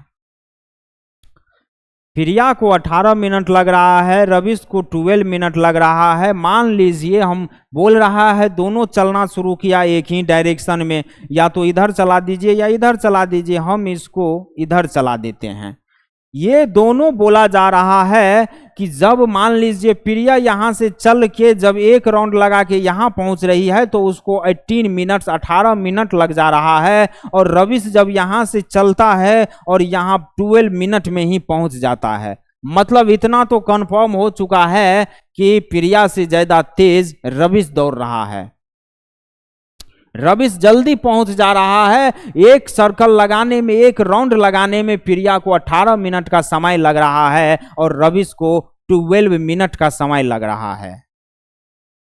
मतलब क्या यहां पे बोला जा रहा है, आप लोगों को जो बताया गया था यही बोला जा रहा है कि अब जो इनको लग रहा है तो ये कब मिलेगा, कितना समय पे मिलेगा स्टार्टिंग पॉइंट पे, ये दोनों फिर जब चलना शुरू कर दिया है तो कब जाके यहाँ पे मिलेगा, फिर एक बार कब मिलेगा इस पॉइंट पे, ये तो अजब हो गया है।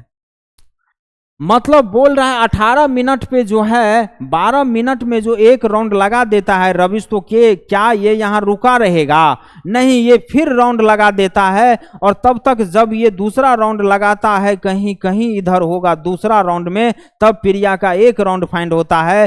फिर ये मिलना चाहती है इससे, मतलब दोनों एक पॉइंट पे आके रुकने के लिए। अभी तो कोई सिलसिला ही ऐसा चल रहा है, देखिए इस कंडीशन में कि जब तक प्रिया का एक राउंड भी नहीं होता है रविश लगा के फिर दूसरा लगाने लगता है, प्रिया का फिर दूसरा होता है, तब तक वो तीसरा चौथा क्या लगा रहा होगा हम तो इमेजिन ही कर सकते हैं। कितना मजेदार क्वेश्चन है बताइए। ये सब क्वेश्चन बहुत ही बवाल क्वेश्चन है कि नहीं है बताइए।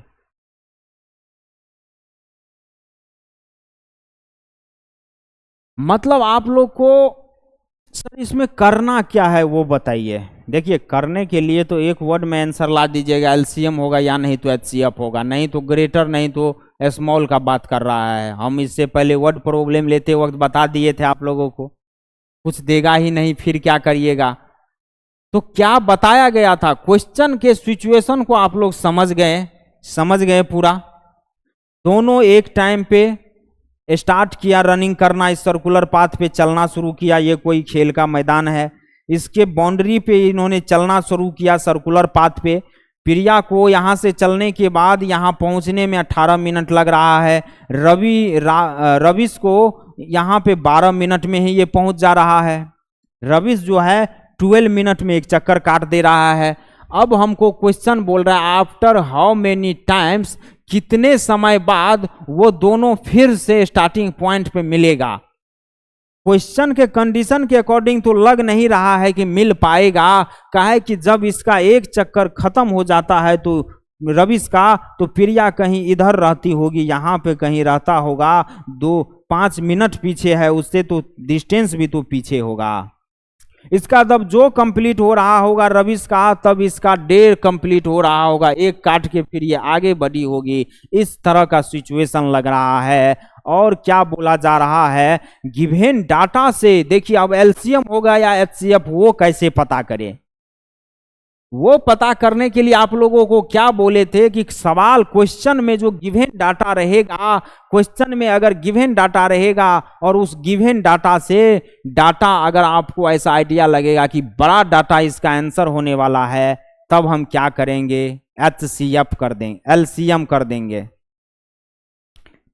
एलसीएम कर देंगे कि नहीं कर देंगे, लिस्ट कॉमन मल्टीपल, तब एलसीएम कर देंगे। क्योंकि वर्ड प्रॉब्लम लेते वक्त हम आप लोग को दिखाए थे वहां पे वर्ड प्रॉब्लम का एक पॉइंट लेके कि एलसीएम हमारा बड़ा वैल्यू देता है और एचसीएफ हमारा छोटा वैल्यू देता है। अगर वैल्यू यहाँ पे बढ़ने की ओर जा रहा है, वैल्यू अगर बढ़ने की ओर जा रहा है, देख लीजिए छोटा वैल्यू एचसीएफ लिया जाएगा, जब छोटा वैल्यू आएगा एचसीएफ लिया जाएगा, बड़ा वैल्यू आएगा एलसीएम लिया जाएगा। इस पॉइंट को हल्के में आप लोग मत ले, इस पॉइंट को कृपया हल्के में नहीं ले।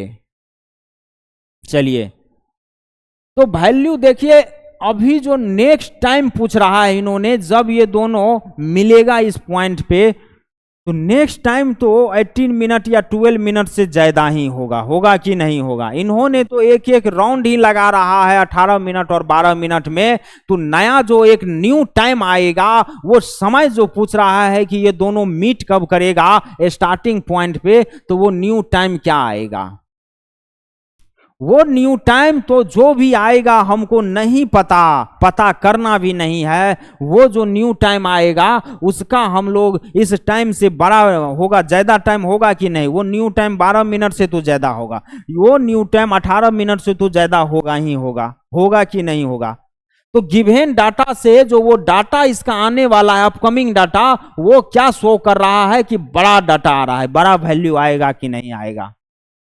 तो बड़ा का बात करेगा तो हम क्या करेंगे? एलसीएम का बात कर डालेंगे। तो एलसीएम निकाल दो 18 और 12 का। एलसीएम क्या हो जाएगा? एलसीएम निकाल दो आप 12 और 18 का। 12 और 18 का एलसीएम प्राइम फैक्टराइजेशन से भी होता है, लेकिन हम शॉर्टकट वाला मेथड ऐसे भी आप लोग करते होंगे। 2 से दे दीजिए, दोनों को एक ही में ले लेते हैं। 6 2 जा 12 एंड 9 2 जा 18 हो जाता है। 3 से करोगे तो 3 2 जा 6 एंड 3 3 जा 9 हो जाता है। 2 से करोगे 2 1 जा 2, 3 हो जाएगा। 3 से करोगे 1 1 जा 3 1 जा 3 हो जाएगा। तो यहाँ से इसका एलसीएम क्या आ गया सर? एलसीएम 2 पे पावर 2 आ गया इंटू 3 पे पावर 2 आ गया, मतलब 4 इंटू 9 आ गया, मतलब 36 मिनट आ गया कि नहीं आ गया? एलसीएम हमारा तो 36 मिनट आ गया, आंसर भी आ गया सर। इन्होंने सवाल ने बोल रहा है कि 36 मिनट पे ये दोनों दोबारा मीट करेगा। ये दोनों स्टार्टिंग पॉइंट जो हमारा ये है, ये जो स्टार्टिंग एसपी स्टार्टिंग पॉइंट जो है, ये इस स्टार्टिंग पॉइंट पे 36 मिनट पे आने के बाद ये दोनों मीट करेगा, एक दूसरे को मिलेगा। वो देखिए क्या हुआ होगा, वो कंडीशन को इमेजिन करिए। ये हमारा क्या है, ये मान लीजिए यहाँ से चलना शुरू किया था। रविश का कंडीशन हम बता रहे हैं 12 है, तो इन्होंने कितना चक्कर काटा होगा? 12 में एक चक्कर काट रहा है, फिर 12 में एक चक्कर काट रहा है, फिर 12 मिनट में एक चक्कर काट रहा है। मतलब क्या हो रहा है? मतलब ये हो रहा है 12 इंटू 12 इंटू 36 मिनट तब जाके आ रहा है। मतलब ये 3 राउंड लगा चुका है। ये जब 3 राउंड लगाया होगा तब जाके दोनों मिला होगा। अब देख ले क्या प्रिया जी कितना राउंड लगा पाई है। तो प्रिया को देखने के लिए चलिए यहाँ पे छोटा सा स्पेस के कारण सर्कल ले लेते हैं। यहाँ हम देख लेते हैं, ये प्रिया है 18 मिनट, फिर इसको नेक्स्ट 18 लगा होगा, तब जाके 16 मिनट आया होगा। मतलब ये क्या कर रही है, एक राउंड लगाने में इसको 18 लग जा रहा है और दूसरे राउंड में ही उसको, जब मान लीजिए यहाँ से प्रिया 2 राउंड लगाई है, 2 राउंड में 36 मिनट्स हो रहा है। 2 राउंड लगाने पे ये 3 राउंड लगा चुका होगा। जब प्रिया 2 राउंड लगा रही होगी तो रविश जो है 3 राउंड लगा चुका था, और तब जाके इसका 3 राउंड कंप्लीट होने पे और इसका 2 राउंड कंप्लीट होने पे ये दोनों एक दूसरे को मिले उस स्टार्टिंग पॉइंट पे। यही हमारा वर्ड प्रॉब्लम होता है, देख लिए। चलिए ये आंसर आपका आ चुका है 36 मिनट। इसको आप लोग नोट करिए, फिर देखते हैं।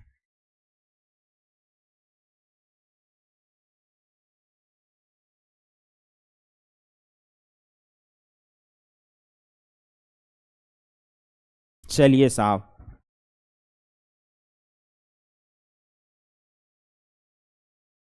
एक फिर नया क्वेश्चन आ गया, और ये क्वेश्चन देखिए सीबीएसई बोर्ड टर्म 1 में पूछा गया क्वेश्चन है।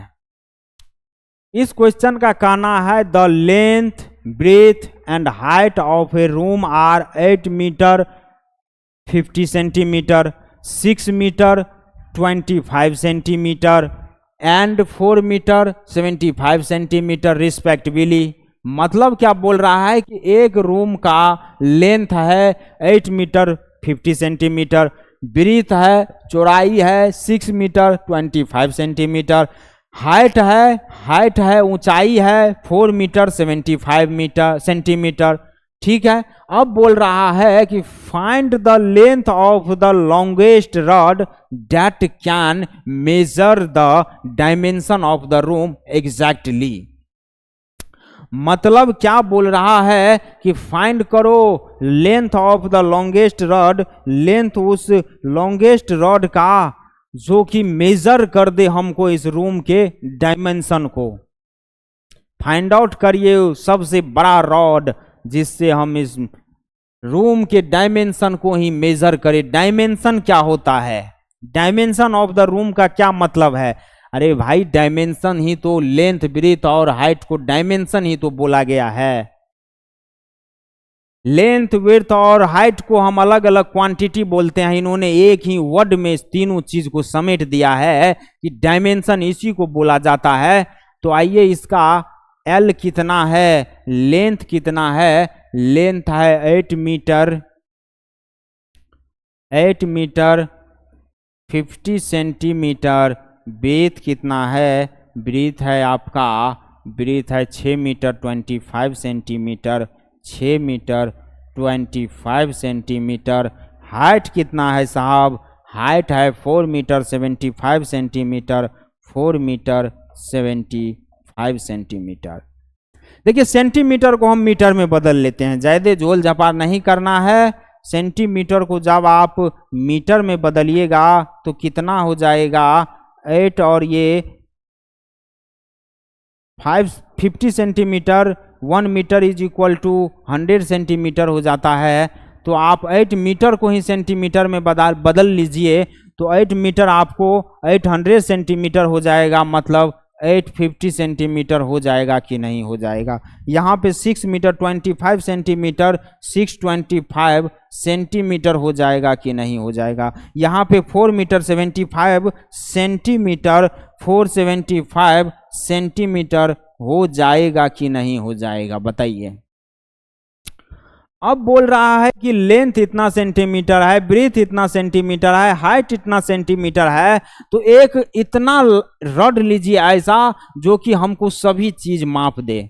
आप लोग को लग रहा होगा कि सर आप जो है ना एक रॉड तो ले लीजिए, ले ही लीजिए। चलिए ले लेते हैं, रॉड टेढ़ा नहीं होगा, एक रॉड ले लीजिए सर।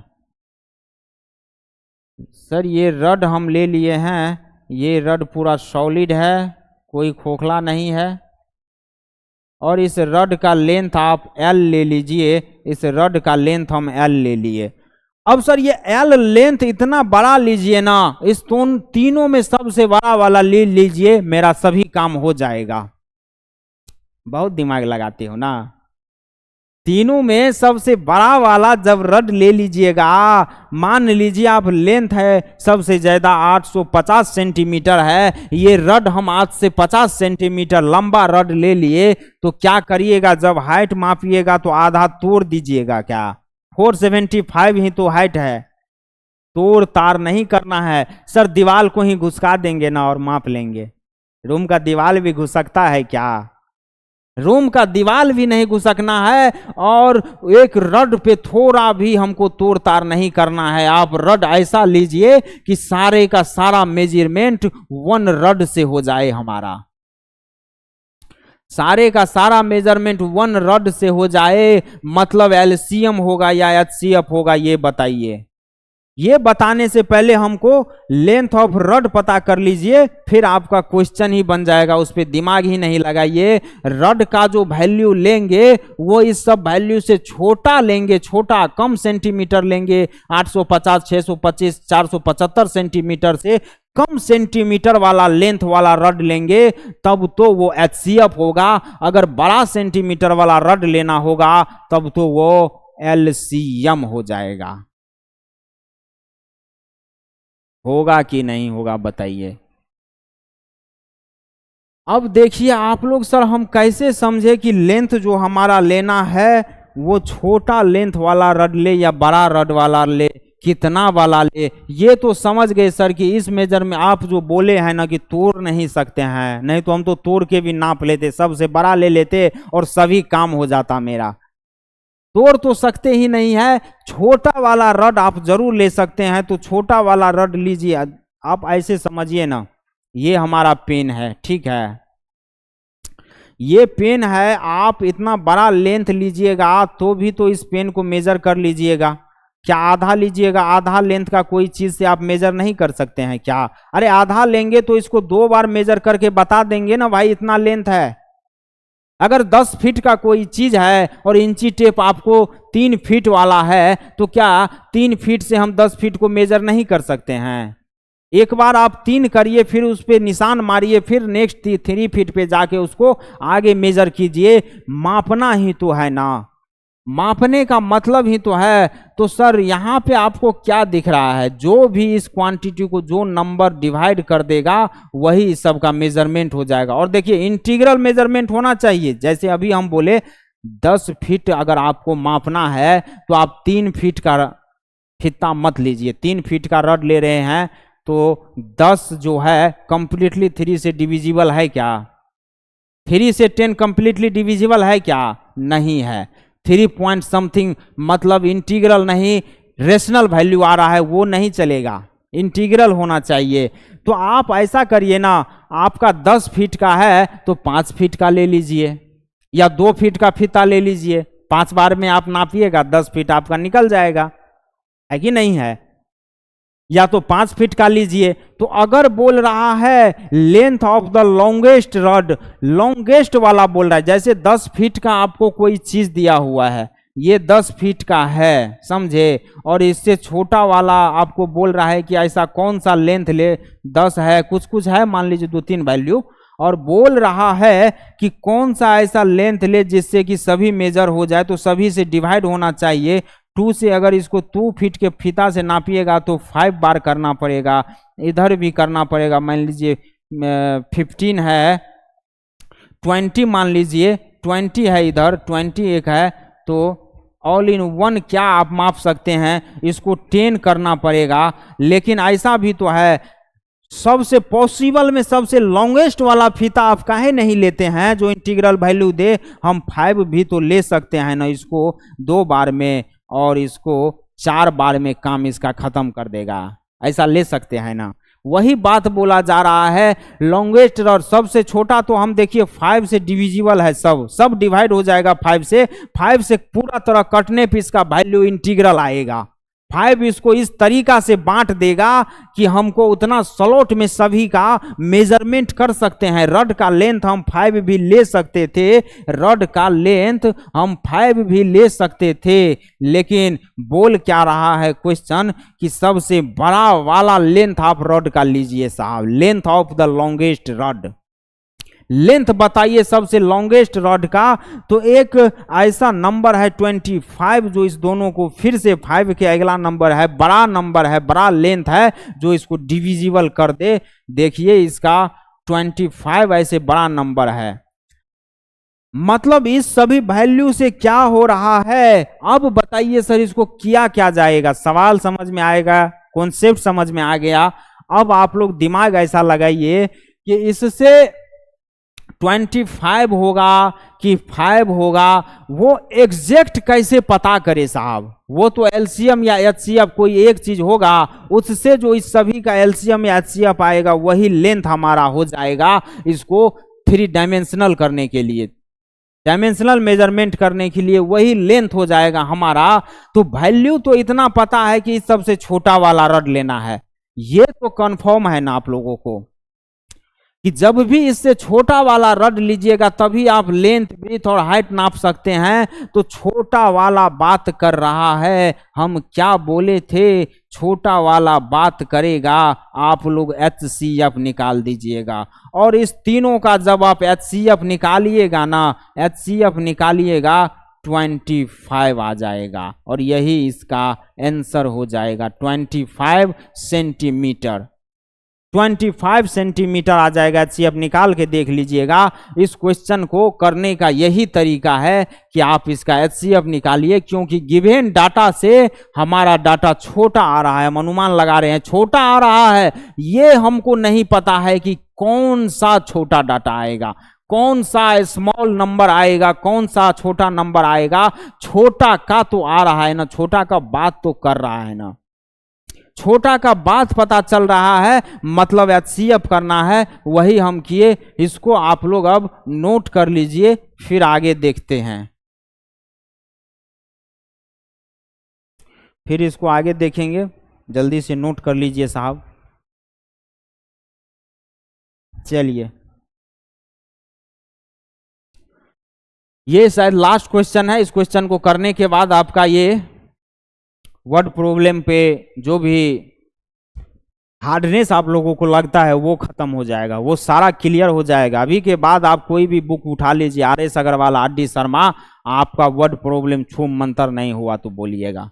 चलिए, क्वेश्चन क्या है, टाइम थोड़ा ज्यादा हो रहा है, जल्दी जल्दी करिए इस क्वेश्चन को। क्वेश्चन क्या बोल रहा है, in a seminar the number of participants in Hindi, English and mathematics are 60, 84 and 108 respectively. मतलब क्या, एक सेमिनार होने जा रहा है, उसमें जो पार्टिसिपेंट्स है वो हिंदी का 60 पार्टिसिपेंट है, इंग्लिश का 84 84 पार्टिसिपेंट है, और मैथमेटिक्स का 108 पार्टिसिपेंट है। अब बोला जा रहा है find the minimum number of rooms required if in each rooms the same number of participants. क्या बोल रहा है, मतलब कम से कम नंबर ऑफ रूम्स बताइए, कम से कम रूम बताइए, क्योंकि अपने को खर्चा भी बताना है, बचाना है। कम से कम नंबर्स ऑफ रूम बताइए। हम उसको अगर सेमिनार में वो पार्टिसिपेंट करने आ रहा है तो उसको ठहराने के लिए तो एक कमरा का जरूरत होगा ना। उस पार्टिसिपेंट को ठहराने के लिए कम से कम कितना रूम हम होटल में बुक कर ले, ताकि सभी रूम में इक्वल नंबर ऑफ बच्चा रहे। अगर 4 रहेगा तो सभी में 4 4 4 रहे, 10 रहेगा 10 10 10 रहे, 2 रहेगा 2 2 2 रहे। सभी रूम्स में क्या होगा, सेम नंबर ऑफ पार्टिसिपेंट होना चाहिए, सेम नंबर ऑफ पार्टिसिपेंट होना चाहिए। Participants are to be seated in all of them being in the same subject। देखिए, और कॉम्प्लेक्स कर दिया, सेम नंबर ऑफ पार्टिसिपेंट भी होना चाहिए और सेम सब्जेक्ट का भी होना चाहिए। ऐसा नहीं कि मैथ वाले के साथ हिंदी वाला घुस जा रहा है, हिंदी वाले के साथ मैथ वाला घुस जा रहा है, इंग्लिश वाले के साथ मैथ वाला घुस गया, ये नहीं चलेगा। सेम नंबर ऑफ स्टूडेंट होना चाहिए, सभी रूम में होना चाहिए, सेम नंबर ऑफ स्टूडेंट होना चाहिए, और जो भी 2 स्टूडेंट होगा वो सेम सब्जेक्ट से होना चाहिए। इस अरेंजमेंट के लिए हमको मिनिमम नंबर ऑफ रूम्स बताइए कि कितना हम minimum number of room booking करें। देखिए, यहां पे आप पार्टिसिपेंट पहले लिख लीजिए, हिंदी का कितना बोल रहा है, एच मतलब हिंदी का 60 है, 60 पार्टिसिपेंट है। इंग्लिश का कितना है, इंग्लिश का है 84 पार्टिसिपेंट, एंड मैथमेटिक्स का कितना है, 180 है। मतलब ये समझ में आ रहा है ना कि नंबर ऑफ रूम्स, वो भी मिनिमम, कम से कम का बात कर रहा है, छोटा का बात कर रहा है। मतलब इस सभी नंबर का आप HCF निकाल दीजिए तो आपको क्या होगा, में वैल्यू मिल जाएगा, टोटल नंबर ऑफ पार्टिसिपेंट मिलेगा। HCF निकालने पे टोटल नंबर ऑफ रूम्स नहीं मिलेगा, टोटल नंबर ऑफ पार्टिसिपेंट है ना, ये पार्टिसिपेंट का वैल्यू है, तो टोटल नंबर ऑफ पार्टिसिपेंट यहां से जब आप HCF निकालिएगा, इसका HCF इसका जब आप लोग निकालिएगा तो कितना आ जाएगा, 60, 84 और 108 का निकाल के देखिएगा, 12 आ जाएगा। क्या ये इसका आंसर हो गया? आंसर कैसे हो गया? आंसर तो हमको मिनिमम वैल्यू ऑफ रूम बोल रहा है। Find the minimum value of rooms, sorry minimum numbers of room, mistake, minimum number of rooms निकालने के लिए बोल रहा है। क्वेश्चन तो हमसे ये बोल रहा है, लेकिन इन्होंने बस इतना बोल के हमसे नंबर ऑफ पार्टिसिपेंट भी निकलवा लिया कि एक साथ हम मिनिमम कितना पार्टिसिपेंट रख सकते हैं। एक साथ हम 12 स्टूडेंट 12 पार्टिसिपेंट को एक एक साथ रखेंगे, ये तो HCF से हमको फाइंड आउट हो गया। Minimum number of rooms find out नहीं हुआ, आप लोग यहीं पे आंसर मार के चल दीजिएगा और मिलेगा 0। वो नहीं करना है। यहां पे आपको पार्टिसिपेंट मिला है 12 पार्टिसिपेंट।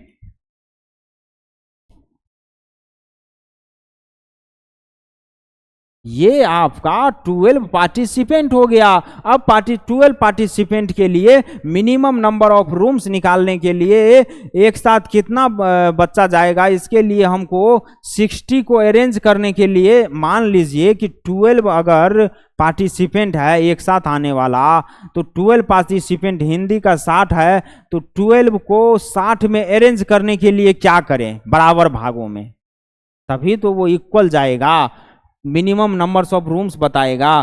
तो हम क्या करेंगे, 60 हिंदी के लिए क्या करेंगे, 60 इंटू 12 कर देंगे, 5 हो जाएगा।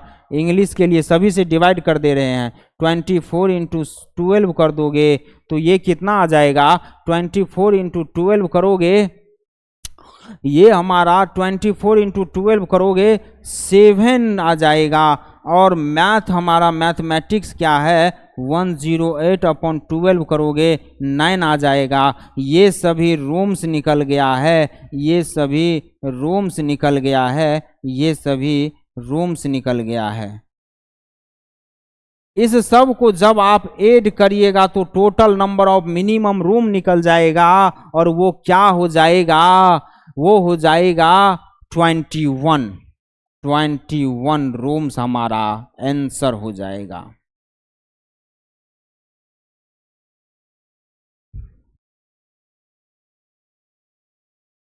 ट्वेंटी 21 रूम्स हमारा आंसर हो जाएगा। यहाँ से ये हमने ये तीनों वैल्यू से लिया है, यही हमारा वर्ड प्रॉब्लम होता है। अभी खत्म, आज के लिए इतना ही रखेंगे, समय थोड़ा ज़्यादा हो गया है आज। इसी के साथ हम लोग विदा लेते हैं।